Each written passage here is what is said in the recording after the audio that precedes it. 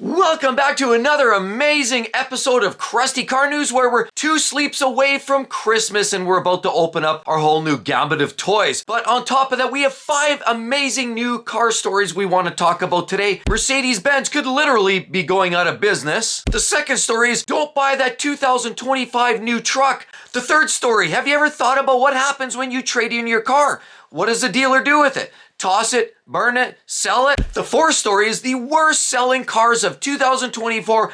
Yes, we have the numbers, we have all the models, and maybe you don't want a Camry, maybe you want something a little more interesting. This could be your opportunity to get the best negotiated deal on some of the worst selling cars of 2024. And the fifth story is capped off with the fact that car dealerships are closing. We're hearing about it. Small independent lots, big franchise dealers. There's dealerships closing across the entire industry. We're going to explain the whole phenomenon to you right now. So sit back, grab your favorite cup of coffee, and enjoy the great new episode. Let's get into it now. Life's too short to drive boring cars. The first story is Mercedes-Benz is potentially going out of business. What's going on over there? We're seeing stock and value prices of the organization going down. And walking into a dealership here in the last few weeks, I've noticed every single time foot traffic is literally at a minimum to nothing. People aren't buying. The cost of living crisis is consuming everybody in North America and Canada. And now on top of we have the world market battling for market share. And this battle ultimately means higher costs for the consumer. And while in fact we're seeing EVs poorly selling by Mercedes, Volkswagen, and even BMW, it's quite clear that the European market is not quite ready to go pure electric vehicle. But Mercedes-Benz stands out one above heads and tails, especially struggling with some of the immense sales and headwinds with some of the premium models that people simply can't afford to buy these days. And the popularity of this brand is declining at an alarming rate. The Chinese market is no longer interested in Mercedes-Benz. Dealerships don't have the foot traffic they once had, and the product seems to lack some of the quality and durability that they once enjoyed. Where a C-Class now reaches $70,000, where a GLE is well over $105,000, $110,000, and it's not uncommon to pay $250,000 for what appears to be a moderately spec'd mid-level Mercedes-Benz type sport GT car. The vehicle brand is clearly out of touch with the American consumer. The Canadian buyers don't have the money, and the cost of living crisis is pushing the brand into a corner. They're having to make some strong decisions. Prices keep going up and values keep dropping. Customers aren't buying. And there could be a huge risk for each and every Mercedes-Benz dealer. And customers like myself who owns a Mercedes-Benz have also realized that it's not built like they used to be. They're not built to last 300,000 or 400,000 miles. Clearly, with our Mercedes-Benz C300, it is very fragile. It doesn't have the quality and longevity that you once enjoyed in a Mercedes-Benz. And a lot of customers are starting to figure that out. So the market share is being lost due to Chinese competition. And we're seeing BMW and Mini, the biggest sales decline in the last 4 years. They've lost 30% in this last quarter. Mercedes-Benz has gone ahead and lost a significant amount of market share as well, about 12% decline in sales in this last time frame. And a significant part of that is the S-Class and the Maybach, clear indication that these premium models clearly aren't being searched for. People don't have the money, or the buyers don't have the attention span to spend on these types of vehicles. And rather, what we're finding in the Chinese market, a lot of the Chinese buyers in the midst of this home crisis and the instability and volatility of the housing market means that a lot of them are keeping their money closer to the chest and would rather invest in a lower cost, localized vendor that's creating plug-in or electric vehicles. As we all know, China is one of the largest automotive markets on the planet. And they finally exceeded over 50% market share that are exclusively plug-in hybrid or EVs. A couple of different variants which are poor sellers in the Mercedes brand. We know Mercedes has struggled with the sales of their EQE, the EQS, EQBs. Almost every one of their electric vehicles are not selling very well at all. The premium price tags, the quality, the build quality, the challenges with programming and issues that a lot of customers have had means that a lot of people are looking for lower cost, less risky ventures. Hence the Chinese market, and BYD is doing exclusively well. So more headwinds for Mercedes, BMW, and Volkswagen, 3 of the largest European manufacturers. They voted on a 45% tariff against Chinese-made EVs. Clearly, with the effort to try to minimize the impact on the European market and try to have people buy more locally. But unfortunately, it looks like that may backfire because now China and Beijing are looking at stepping up with their own set of tariffs to impose across a lot of these premium manufacturers like Mercedes-Benz that are selling the large premium V8 twin turbo engines that they know and love. And it may be absolutely cost prohibitive for Chinese buyers to even consider buying a new Mercedes. The resale on electric vehicles like the EQE and the EQS are absolutely in the toilet. We're seeing a lot of buyers buying them, owning them for a year, selling them for less than half of their original value in 1 year. Depreciation is absolutely riveting, revolting, and buyers will have none of that. So that's why we're seeing a lot of these electric vehicles made by some of these European manufacturers in the tank. All three of the German car manufacturers in September have cut their financial guidelines. They're looking at significant declines in their share value. We know Volkswagen has been struggling with tens of thousands of workers walking out during this union dispute. We're seeing BMW and Mercedes dropping share value by 23% and 7% respectively. Clear indication that investors don't have the confidence in the buying power of these manufacturers. These OEMs don't have a product that people are invested in, that are interested in buying. And again, here we go, the cost effectiveness and the affordability crisis means that more people are looking for more cost-effective vehicles that you can actually afford. So with the incoming market of EVs and the push to get rid of internal combustion engines, Mercedes-Benz doesn't seem to be poised to have a product that customers are interested in, that customers can afford, and time will tell how much time Mercedes-Benz actually has. And the second story, don't buy that 2025 truck brand new. No, have you heard? Quality control challenges. There's been overhauls underneath. A lot of the parts that you don't see are being changed in 2025. First of all, we start with Ram. We know Ram, what they've switched over to this new Hurricane turbo engine. Now there seems to be a whole pile of issues. Well, you get inventory like this that's just stacking up.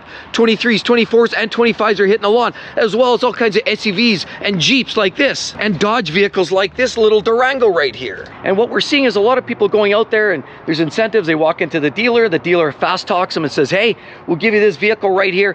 We'll give you, yes, $2,500, and we'll throw in some free mats and some paint protection film.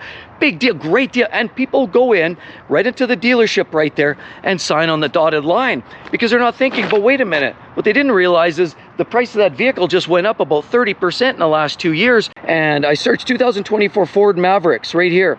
And these are, this black one right here is the unit, $52,000 dealer price, $52,169 for a red one. This one's $52 grand just to get into this Maverick. How can you possibly justify $52,000 for a Maverick that was supposed to be the affordable pickup truck that was supposed to be the savior of anybody who wanted a full-size or wanted a truck in general?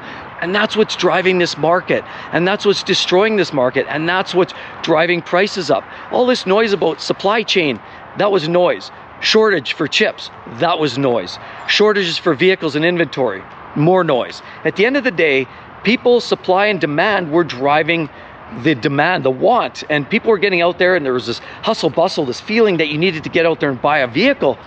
But you know what? People were paying more than they probably should have. Toyota, we know they've been still working on issues with that new 8-speed automatic transmission, problematic for the Tacoma, and the 6-speed manual. They've also had issues in the Tundra, and they're still sort of working their way through that 3.4 liter turbo 6 that they came from the 5.7 that was indestructible, and now this latest, they have these new Tundras that people are often scared to buy. There's a lot of these vehicles sitting on the lot because Toyota, hasn't instilled a lot of confidence.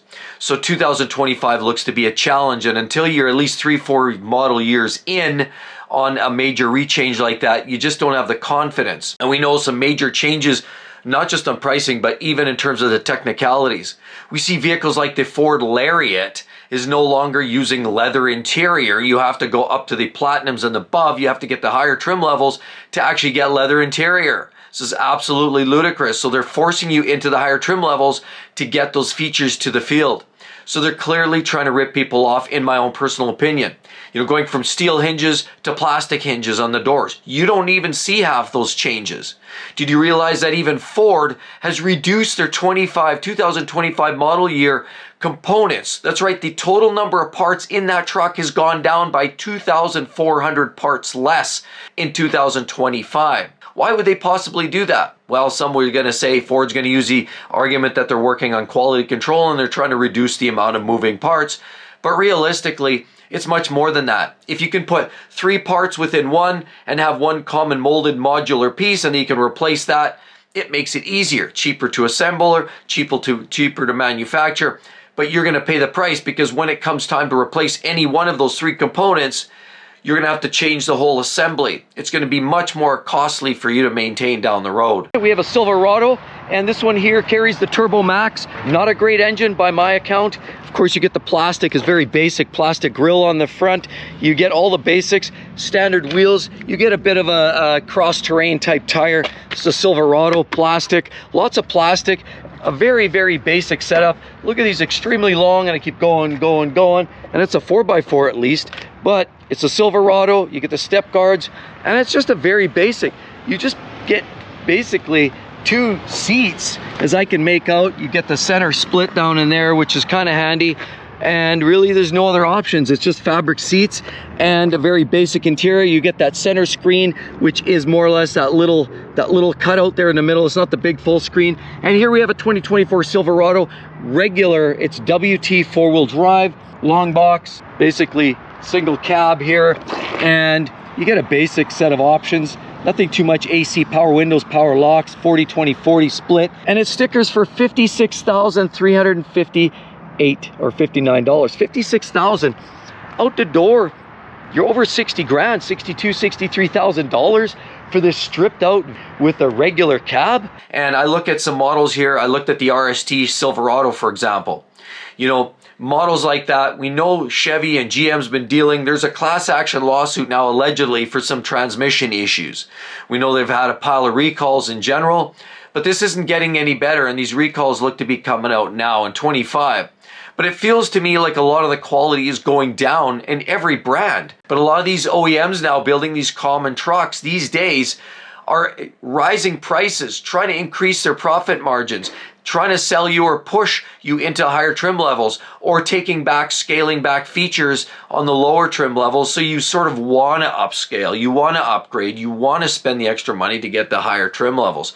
Well, they're all bragging that their base pricing is going down or leveling off or holding their own. That's because they're removing features and they're putting some of those base features that you once loved 2-3 years ago. Now you're putting them up into the upper trim levels, and when you actually sit down to talk to these salespeople, you'll find that a lot of them are now, you know, when you really start opening the brochures and the pamphlets and you're starting to look at how these vehicles are spec'd, you're finding that realistically, you know, 23, 24s were probably some of the better trucks. You know, Ram still had the V8. You can get the Hemi. Now, not everybody loves it, but you could still get the V8. Of course, Chevy had the V8, but they're still battling some of the lifter issues there. I would never necessarily recommend buying a brand new old stock 22 or maybe even a 23. You know, lot rot is a real problem. That's where the tires, because they've been sitting around so long, the vehicle becomes, you know, it might enjoy 2, 3, 4 birthdays on a lot, and it might be brand new. But what that starts to mean is tires, they start to crack and split. They've only good for 7 or 8 years under a warranty. So you're winding up with old tires. If you're buying a brand new 3-year-old truck, it could have old tires on it already. Cracked, starting to split. You're reducing the life of those. Of course, they start developing flat spots on the bottom. Batteries naturally drain, and if they're not used regularly, you'll reduce the life of the batteries. And, you know, $400 or $500 for a regular battery. If you're dealing with a hybrid, it's much, much more in the thousands. And, you know, oil services, they're not being done. You know, even the factory owner's manual says, you know, you do it either, you know, every so many thousand miles or every year, whichever comes first. But they're not changing the oil. So clearly these vehicles are being neglected, and that's what we consider lot rot. Rodents getting into the wiring, rodents making nests all over these vehicles, particularly in trucks that are sitting on big lots that are parked out in the fields. Paint fades. Of course, if it sits out there for 3 years under hot sun in Phoenix, that's going to take a toll. Then, of course, you park that. If you got to get a respray somewhere, it's not going to match up. The bottom line is, too old is not good because you're dealing with lot rot. And the 25s feel to me like the quality is actually getting cut back. I mean, classic example, Ford is reducing the number of parts going into their vehicle. You know, Ram again with their Turbo 6, and Toyota still isn't working out all their bugs. So that one you probably either want to get the old stock with the V8s or maybe wait another couple of years until we're really out of the woods. And naturally we're seeing issues, of course, GM. Everybody's feeling the burn and there's all kinds of problems. And that's why it feels to me like 23s, 24s are probably the sweet spot. Also, not entirely because of the quality. And the quality, we're seeing changes every year. They're reducing the quality.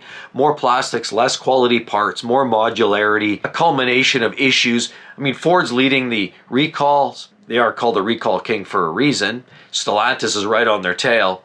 And it's largely because of some of the quality issues that they've been faced with. Now, the CEO over at Ford is saying, look, we've got to reprioritize. We've got to get back down to the grassroots here, get their quality improved, service delivery times, get that improved, you know, become more affordable, look at maybe smaller, more cost-effective vehicles for the consumer. But, you know, all of that is smoke and mirrors to me and to you as a consumer when the cost of living crisis is taking a toll. They can tell us they're doing all these great things, but push come to shove, you walk into the dealer and you're looking at base prices like, and it's not selling. A lot of these trucks I've been seeing here for quite some time. I mean, look at the dust on this rear slider right there. It hasn't been selling. A lot of these vehicles have been sitting here. We're talking millions of dollars at $100,000 a pop. These are the HD pickup trucks. Now right here we have a dually, beautiful, obviously dually truck there.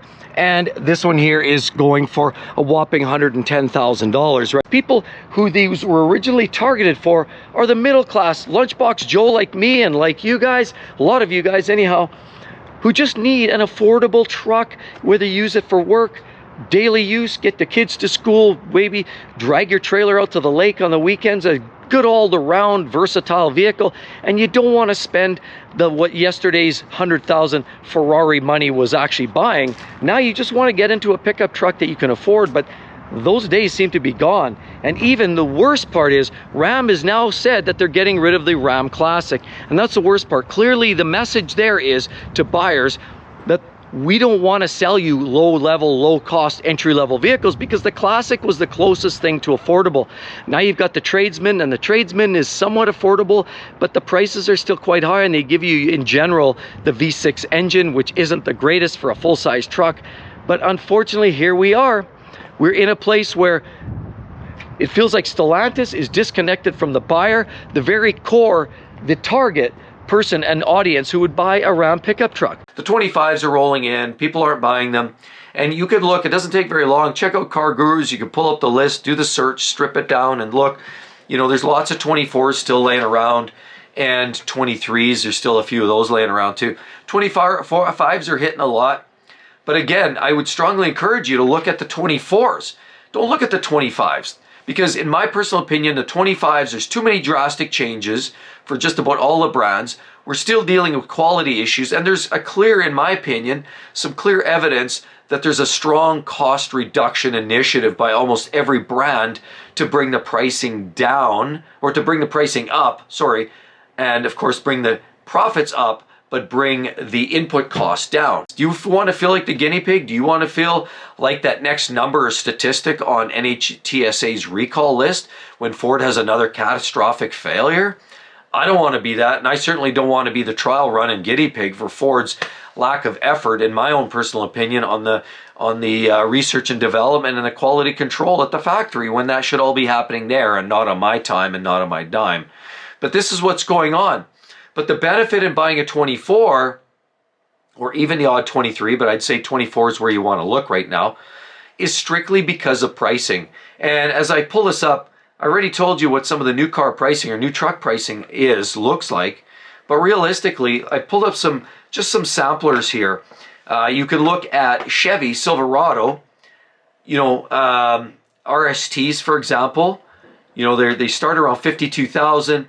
But I'm finding them all over the place, you know, for, you know, in that high mid 40s to 60s. So it looks like they're in that $5,000 to $10,000 off. They're trying to get rid of the 24s. So it's not just their list price. You got to remember, you got to go in there and say, look, you can go to Car Gurus and pull it up, and you can literally go to that dealership, pull up that specific VIN and tell them, yeah, this truck's been sitting here for 730 days. I'm going to need a much bigger discount on that. Then I look over at Ford's, and as an example, I look at the Lariats, and I'm seeing all kinds of ads here for Lariats on Car Gurus that are priced, you know, in that $60,000, $70,000 range for Lariats and above. I even see one here for some reason. Oh, it's a Super Crew. Yeah, Super Crew 4-wheel drive with the 5-liter. And they're asking $104,000. Yeah, or $88,000 for a Lariat Super Crew 4-wheel drive, 400 horse, 5-liter V8 for $88,000. So again, you're saving in that $5,000 to $10,000 range. Here's where it gets kind of more interesting is Ram. And I pick up a kind of middle of the road Laramie as an example. Laramie's, you know, sticker price, base price Laramie is $62,000 for 25. But I'm finding them all over here. On Car Gurus for $52,000, $51,000, $53,000. So easily $10,000 off. Was that 15-20% off without even negotiating? So again, what I'll say is if you want to get a better deal, first of all, if you buy a 24, you're going to get a V8, unless you get that base V6. But get the V8. You have that option for a Hemi. So you go in there, you get a 24 with a V8. You compare that to $10,000 more now for this new Laramie for 2025 that comes with a Turbo 6. So clearly it feels to me like you're saving 10, maybe 12, maybe even $15,000. You get in there and negotiate some deals. It's a brand new truck. What I'm starting to realize as we're hitting the end of 2024, every single dealer is extremely motivated to try to push out their older inventory, their 23s, their 24s that have not sold yet. They're very motivated to make those vehicles disappear. As we roll into the 2025 model year, things are getting desperate. So on that note, if you're looking for a brand new truck, you can still get yourself a great new truck. And honestly, a lot of the outgoing models are arguably going to be better than what we're seeing coming up in the 2025 model year. Therefore, you may want to get some new old stock. And the third story is, what happens to your used vehicle when you go to trade it in at the dealership?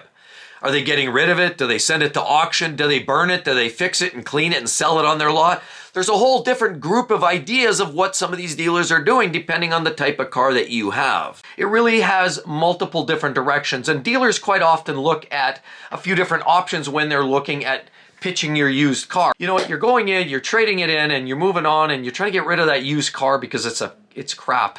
You know, maybe it's a used Mercedes and it's just not what you chalked up for. It's got glitching lights and failures, and you know, it's really doesn't inspire confidence for the long term. So now you're thinking about, well, I want something new. What are they going to do with my car? Well, 1, any accident history. 2, what's the overall condition? Mileage. Is the mileage low? Is it in good shape? You know, the shape of the rims, the tires, the paint. Does it have chips? Was the interior wear and tear like? You know, they're going to look at the overall condition of it. So if it's accident history, is it a clean car? And then naturally, they're going to look at the overall mileage and general condition of it. Now, a lot of dealers, what they're going to look at and say, look, this is a late model car. It's within usually now, and that's been changing. You know, during the C time, the vid, dealers were a lot less fussy. Let's put it that way, because there were shortages and it was hard to get a lot of used inventory. And a lot of it wound up just, you know, through auctions, but a lot of it was just junk, because there was not enough of it, and people were banging them off the curbs and people weren't taking care of it. Money was easy come, easy go. So honestly, the used car inventory for dealers was getting scarce, and the quality was going down. So if you had a vehicle and you're looking at trading in your sloppy seconds Mercedes-Benz that happens to be 3 years old and weird kind of glitchy lights on the dash, and you're willing to unload it, they're going to look at that and they're going to say, okay, no accident history. It's clean exterior, clean interior, and it's only got, you know, 35, 40,000 miles on it. They're likely 9 times out of 10 going to take that vehicle, probably do a recondition on it, probably going to clean it up, you know, do a shampoo on the engine, the interior. They might, in most cases, they'll check and make sure everything is up to snuff. They'll check the brake wear. If it's, you know, outside of a tolerance, they're going to make sure that gets updated. Tires, most of the time, that's easy real estate for dealers. You know, you put on a set of tires for a medium grade set of tires for, say, $1,500. And next thing you know, like, nothing shows age on a car more than having a bald set of tires. So usually just to put on some fresh skins, check the brakes, do a full cleaning and a reconditioning, And they'll quite often put that vehicle back on the lot. And it's not uncommon to either do one of two things. Put it on their own lot after it's cleaned up, particularly if it's in-kind dealership. So say you're trading in a Benz and you go to trade it in for another Mercedes, it's a good possibility it lands back on that dealership's lot. Because what they end up doing quite often is they'll take it and they'll add a potentially CPO warranty, or they're certified as a pre-owned vehicle. That, in other words, it checks all the balances, the condition, the mileage, accident history, and all of that. And it's easy to get warranties and put that warranty on that vehicle and sell that. It's worth more to the buyers to buy a certified pre-owned, and we saw a lot of that going on. You know, a lot of people gravitated to the certified pre-owned vehicles. Now, hypothetically, you trade in your vehicle and it's not the best, it's not the cleanest. Maybe you took a little hit, you got it painted, repainted on the bumper, but it wasn't a write-off, it was just kind of banged up, and maybe your miles are up around 80,000 miles. And so the dealer's going to look at that and they're going to say, well, you know, quite often they're going to look at it and say, look, I don't know, that doesn't represent the brand very well. We certainly can't put a certified pre-owned warranty to that, or we certainly don't want to back that. It's got kind of miles are up there. And so what they're often going to do is one of two things: reach out to other dealers that may be interested, and they have a lot of those, you know, a lot of that networking. So they may be inclined to reach out to these dealers and see and engage and see if anybody's interested in buying it as is. Barring no success in that case, what often they may do is just send it right to auction. So if it goes to auction, it's an opportunity to get the maximum dollars, because let's face it, the small independent dealers are quite often looking for those types of vehicles. So are those little lots, you know, those car lots that are for credit building. You know, a lot of those people that have poor credit, or they had a repossession, or they had issues with getting car loans. So a lot of times they'll just strictly send that vehicle to the auction. You know, it has a little accident history, maybe again with those higher miles. They don't want to have the difficult questions, because a lot of these dealers don't necessarily want to have a vehicle where the consumer comes up and they ask question any accident history, and it's nothing more awkward than having to answer yes, it does. See, so they'd rather send it to these credit building businesses. So these small little lots that really thrive more on offering a 20-25% interest rate to help those people rebuild their credit. They'd rather have those vehicles that are a little bit lower cost, have a little lower value to them, and it would have, because it's, you know, accident history, high mileage, and all those kind of issues. So they're often going to send those vehicles to an auction, and these rebuilding, finance rebuilding operations or credit rebuilding operations will love having those kind of vehicles, because they're lower cost to get into, they're cheaper, and they can transfer those costs down to the consumer. And the consumer usually isn't that fussy. They can't be when they're trying to build credit. What if it's a non-brand vendor? Maybe you have that Mercedes that tired with the glitchy lights on the dash, and you want to trade it in, but you want to trade it in and now you're buying a BMW. Well, that BMW dealer could also do the same, one of two: either recondition it and go through all the same processes that the Mercedes dealer did, or they might just reach out to the local Mercedes dealer and said, hey, this is your expertise, these are the vehicles you know best, are you interested? And then usually these gems, you know, it's a handshake and a high five across this parking lot, and these dealers are often making these inter deals all the time. So it's not uncommon all of a sudden that there's somebody across the country saying, look, I've got a customer that's looking for, you know, a 5-year-old Benz, and it's a CLA or a C-Class, and they're looking and they want these colors, you know, blue, red, yellow. Okay, so all of a sudden this guy says, you know what, I remember John over across town, he said, yeah, I have a customer looking for something like this. This might be what it is. So they make the calls, and next thing you know, that thing's across the country. So there's a whole multitude of ways that these dealers manage your trade-in or your used car. So if in fact you take care of your car, a lot of these dealers may in fact re-clean it, rejuvenate it, and put it back on their car lots. Yes, while other dealers are going to get rid of it and make it go as far away as possible. Send it to auction, send it across the country, and quite often it even goes out of the country. And before we get to the next story, hey, if you've been looking for merch, yes, it might be a little late for Christmas, but it's never too late to have some fun. If you want to get a new great hat, shirt, and anything that says Exotic Car Play support the channel, it would be greatly appreciated. Down on my fourth wall page, be sure to click down there. There's a whole great selection. The fourth story is the worst selling vehicles of 2024. Yes, if you don't want a Toyota Camry, if you don't want a Corolla or a Ford F-150, which are some of the most popular vehicles on the market today, you may look at something a little more unique, alternative, and part of the reason why these vehicles in this list are not that great of sellers. But if you want to drive something different, something more unique, this could have you covered, and you're probably going to get a better deal. These vendors are looking at unloading these cars left, right, and center. So I'm going to share that, break that down, give you some basic details on some of these cars.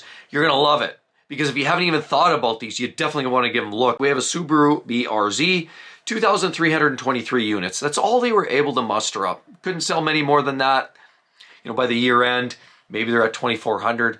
They're not selling well. It's a unique niche car. The Toyota GR86 and of course the BRZ are the same platform. You have a rear-wheel drive, flat 4-cylinder engine with a manual gearbox. A fun car, but it sort of deviates from Subaru's montage of having all-wheel drive. So most people that are looking at these aren't thinking Subaru. When you're looking at Subaru, you're thinking Forester and Impreza. So that's why most people that come into the Subaru dealerships aren't really thinking the BRZ. Next one on our list is Alfa Romeo Giulia at 1,724 units. Alfa Romeo, we know their sales have been in the tank, and there's word that they might be leaving North America. The Lexus LS, would you believe it, 1,706 units. Everybody thinks Lexus is the end-all be-all of reliability, and they are very reliable cars. There's no doubt, but this is their luxury, big grandiose sedan, and we know most Lexus buyers these days are really more looking for SUVs. I mean, what gets all the fanfare are the RX,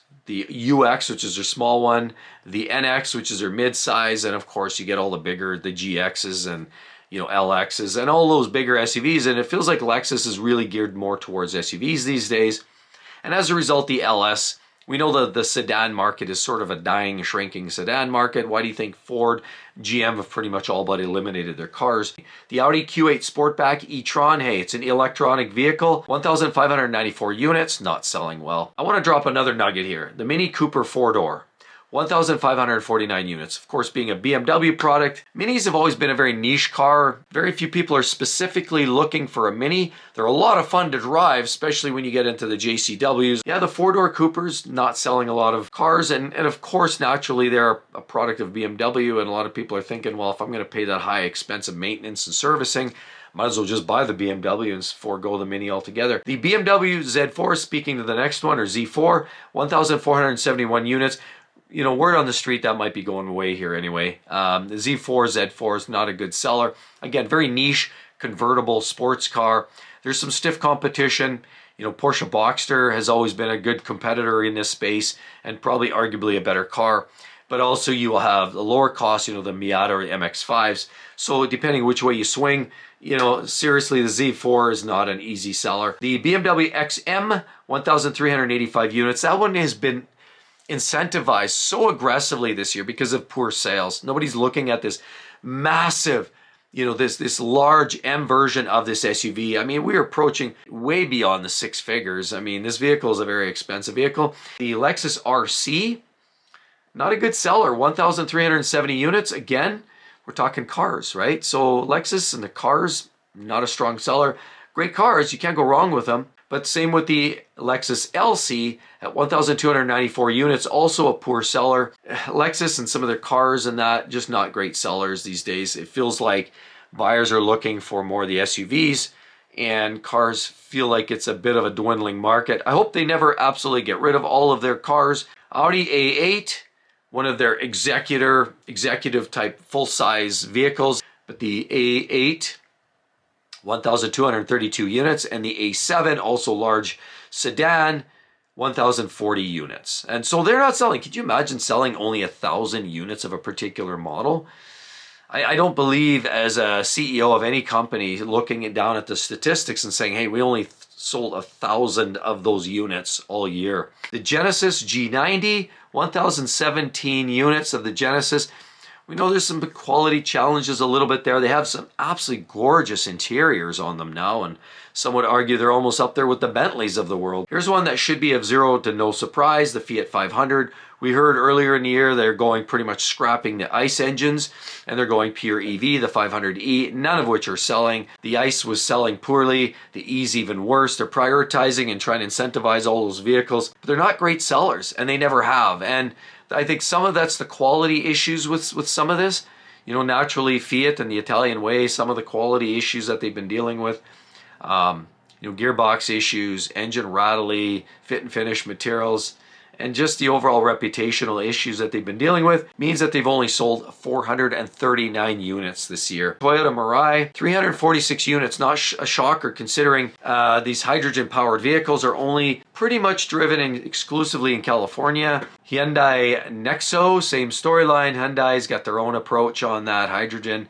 89 units sold. 89. Could you imagine 89 units sold? So if any of these vehicles rubbed you in a way that make you want to go out there and buy them, well, if any of them are of interest to you, guaranteed you can go into the dealership, sharpen your pencil, work them, grind them, but you're likely to get yourself a phenomenal deal on a brand new old stock. The fifth story, would you believe it? Car dealerships are closing. Look around, you can see small independent lots, you can see even franchise dealers are starting to close their doors. And it's happening for a very significant reason, and a big part of which I'll want to explain later, as my experience is telling me that these dealers have a literal business model problem.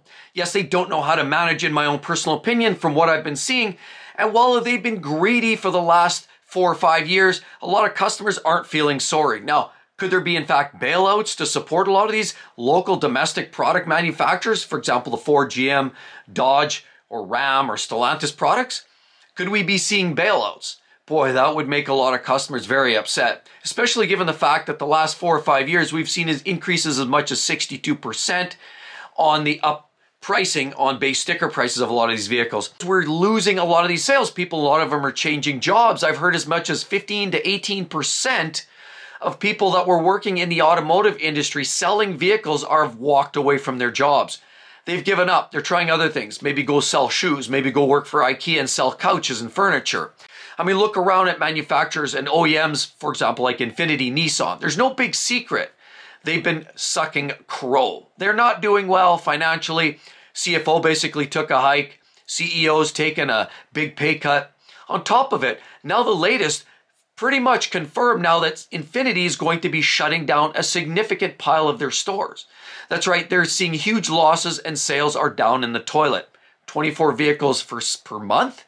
Not enough to keep the lights on. So instead of Infiniti maintaining a big store and not enough consumers walking in the door, they've decided to consolidate, and a lot of these manufacturers of Infiniti, or basically the dealers of Infiniti, have decided, you know what, let's just get under the same platform, under the same roof as Nissan, and sell their old real estate. Ford is struggling in selling their vehicles. They're clearly not putting out the product line that people can afford or want.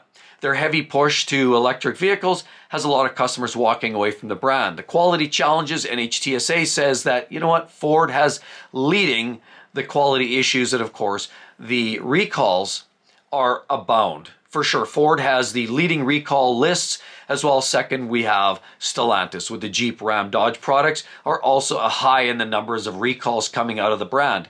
And a lot of customers are getting the very thought of insult to injury.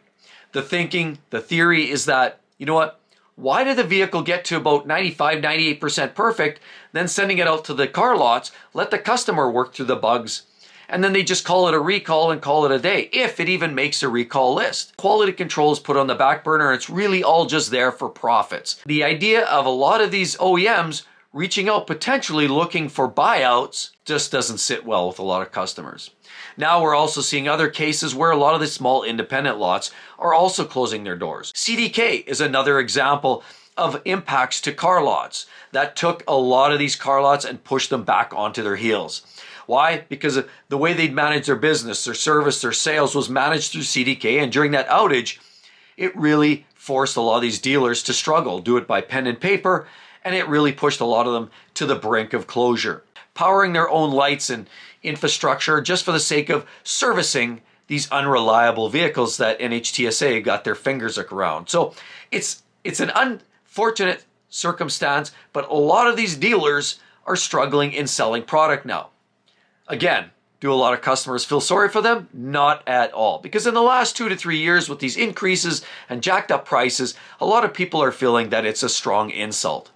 Now, on top of it, we're hearing even the Chinese market we know is playing a big role. The Chinese market is playing a big role in the manufacturing of the batteries, although they don't mine the materials. They buy the materials for dirt cheap. They piecemeal it all together and put it in their low-cost electric vehicles. And their vehicles now are gaining in popularity across the globe. A lot of the local people, the consumers down in China are realizing, you know what? We don't need those high-end vehicles. We don't need those expensive vehicles like Nissans, and we don't need those expensive Mercedes and Audis and Benzes. So a lot of those vehicles are feeling the hurt. Stock prices are dropping. A lot of the vendors locally now are having to find creative ways to gouge the consumers even further to make up some of these costs that are lost. As a corporation, because at headquarters, they're seeing the writing on the wall as well. They're not selling the vehicles that they once did. Ask Volkswagen how that's going. And as well, now we're seeing VAG Group Porsche is also a vendor that's potentially closing a lot of dealerships in China because a lot of those Chinese buyers are now deciding, you know what, no, let's buy local, half the price, double the value. And a lot of these manufacturers, doesn't matter from VAG, and a lot of the European manufacturers are struggling to sell products in Europe. Of course, sales are down. A lot of these OEMs like Volkswagen put all their eggs in the proverbial basket of EVs, and now EV sales are curtailing. They're spinning off and they're basically plateaued. Less people seem to be inspired by buying electric vehicles, and as a result, more people are buying lower cost, entry-level vehicles. We're seeing the shift in the market from high-end, high-trim level trucks and SUVs down to lower trim levels, smaller SUVs, CUVs, smaller cars. The manufacturer's saying, no, you're going to take this electric vehicle or you're going to take this high-trim level SUV, and sort of you have a stalemate. So now you have consumers saying, the hell with you, I'm going to buy parts and fix my old truck, my old SUV. I'm going to fix my 12-year-old vehicle because now, have you heard the latest? The average about 10 years ago, age of a vehicle on the road was about 8 years of age. Now we're seeing vehicles, the average around 12 to 15 years of age. People are keeping their vehicles longer. We don't want this new high-tech stuff that we can't fix and it's overpriced, so instead we'll fix our 10-year-old Hondas. They're going to get us a lot more life and it's going to save a lot more money. In all of this going on and these dealers realizing that we're creating a product, electric vehicles, turbocharged 3-cylinder engines made it up to hybrid systems are not what people are looking for. But that clearly is being forced down the consumers' throats. And the consumers getting choked up by all that nonsense. So now instead, consumers are saying, you know what? I'm boycotting this crap. You know what? I'm going to fix my old jalopy and I'm going to keep it as long as I physically can. As we're, hitting this market now, we're seeing incentives equating to about 8% of the total transaction cost on new vehicles these days. It's quite clear that we're seeing record numbers with these incentives to get people to walk in and buy these vehicles. But without these incentives, people aren't buying. And even with these incentives, ask Nissan how that's working because they were incentive king. That's right, the early part of 2024 showed that they lost 99% of their profits due to poor sales as well as overinflated amount of incentives that they were throwing at the consumer. They were putting all of their profits into marketing and, of course, incentives to get people buying. It didn't seem to help very much because Nissan's in one of the most dire straits of any OEM. Conversely, we're now in a market where people are getting upset, people are getting irate, but more importantly, people simply don't have the money or insult to injury just decide, you know what, that vehicle is clearly not worth it. That new Ram for $80,000, not worth the money. Neither is that little Ford. Even the Mavericks have gone out of proportion. I mean, now I'm seeing Mavericks for over $50,000, where that was supposed to be a price point vehicle. It's not even affordable here in Canadian funds. Nothing seems to be affordable. There's very little deals out there. And sure, there's the odd little glimmer of hope. I mean, you could go down and get yourself a new Corolla by Toyota, and there's still some, small speckles of deals here and there. But even those are creeping up, and we're seeing Toyota add and jack prices onto a lot of their popular models. The 4Runner, we're up close to pretty much 6 figures now. On the brand new restyle of the 4Runner, we're seeing significant price increases even on the new Camry, which is purely hybrid. And a lot of that's chasing people away. We personally bought the previous generation Camry, which is a 2022, just before they went pure hybrid. And already the base trim to base trim has already gone up about 15, 18%. So people are looking at this and deciding, you know what, let's fix what we've got. Let these dealers struggle. Let them feel the burn. So should it be of no surprise to any one of you why these dealerships are closing? Small lots, big lots, franchise dealers, they're all feeling the pain, the pinch, the opportunity and the efforts to try to sell vehicles that aren't selling, trying to push customers and tell people what they want. So clearly the car market is in a serious level of distress, and I'm not sure a lot of these dealers are going to survive. And with all of that said, as we round out 2024 merely about a week away, you definitely, if you're out shopping, want to check out some of the best vehicles available for 25 and some of the worst vehicles coming up in 2025. You're going to want to check it out. If you've been out shopping, you don't want to be rooked. Hope to see each and every one of you on the next one. We'll see you all real soon. Bye-bye.